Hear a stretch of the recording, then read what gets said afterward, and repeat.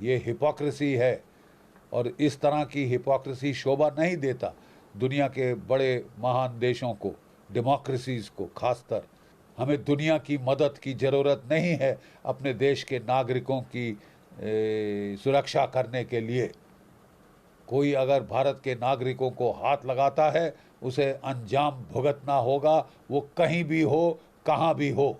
अगर आप फिर ऐसा दुस्साहस करने की कोशिश करेंगे, आपको मिलिया मेट कर दिया जाएगा।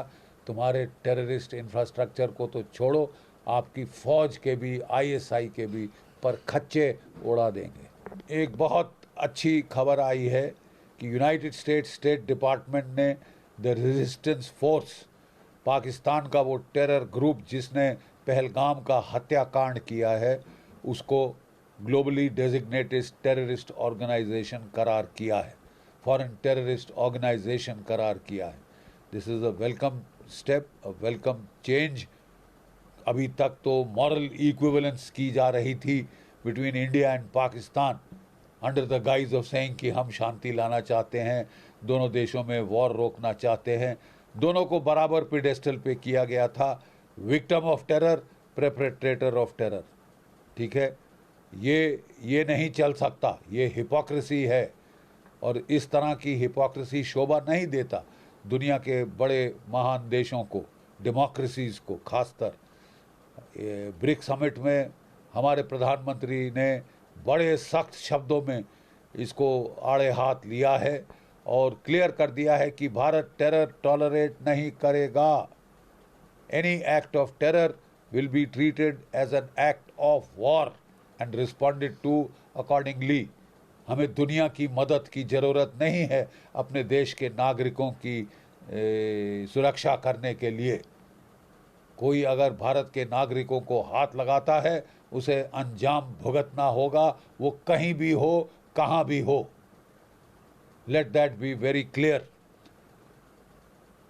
दुनिया का फ़र्ज़ है कि वो जो यूएन जनरल असेंबली की रेजोल्यूशन 1967 उसके मुताबिक चले। और उसने साफ कहा है, no cause in the world justifies the use of terror. कोई भी मुद्दा कहीं भी किसी भी देश में टेरर को जस्टिफाई नहीं करता कि आप टेरर को as an instrument of state policy adopt करें। ठीक है, ये बहुत निंदनीय और घटिया काम है और पाकिस्तान को इसकी काफ़ी सज़ा मिल चुकी है ऑपरेशन सिंदूर में। लेकिन मैं ये भी याद दिला दूँ कि ऑपरेशन सिंदूर कॉल ऑफ नहीं हुआ है, केवल पॉज किया गया है to see how Pakistan behaves.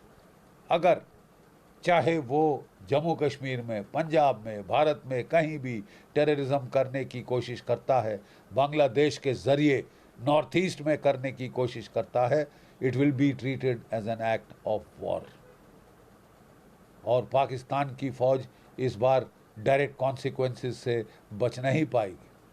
अभी तक तो वो फिक्शन बना के नैरेटिव बना दिया था कि नॉन स्टेट एक्टर, कि हमारा इनसे कुछ लेना देना नहीं, हम तो साहब गंगा जल से धुले तुलसी के पत्ते हैं, हमने कुछ नहीं किया। बकवास। पाकिस्तान की फ़ौज, पाकिस्तान की आईएसआई ये सारे टेररिस्ट रिक्रूट करती है। ठीक है, उनको हथियार देती है, उनको ट्रेनिंग देती है, उनको इन्फिल्ट्रेट करती है और जो ऑपरेशन चल रहे होते हैं उनको ये सैटेलाइट फ़ोन्स पे पाकिस्तान से कंट्रोल करते हैं मिनट बाय मिनट। टेररिस्ट तो इनके प्यादे हैं, वो तो एक्सपेंडेबल हैं, उनके मर जाने से पाकिस्तान को कोई फ़र्क नहीं पड़ता। लाख 1.5 लाख रुपए उनकी फैमिलीज़ को थमा देते और बड़ा उनको गाजी आजी बना देते हैं। 72 हूरों के ख्वाब दिखा दिखा के उनको मरवा देते हैं गरीब लोगों को पाकिस्तान के। ठीक है, लेकिन अब दस फार एंड नो फर्दर, यहाँ तक तो भारतवर्ष ने संकेत दे दिया है। ऑपरेशन सिंदूर मात्र ट्रेलर था। अगर आप फिर ऐसा दुस्साहस करने की कोशिश करेंगे, आपको मिलिया मेट कर दिया जाएगा।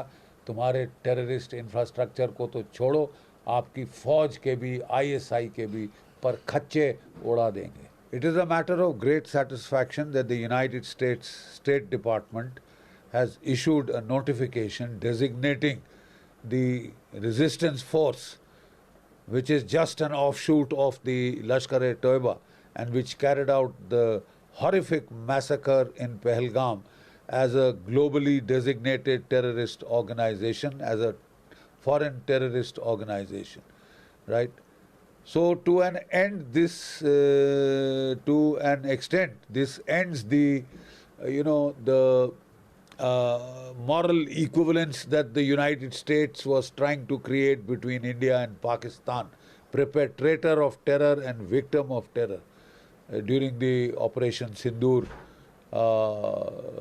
in the name of trying to get peace between the two warring states. They tried a very even-handed approach. But like Mark Rubin, the American senator, has said, there is no moral equivalence between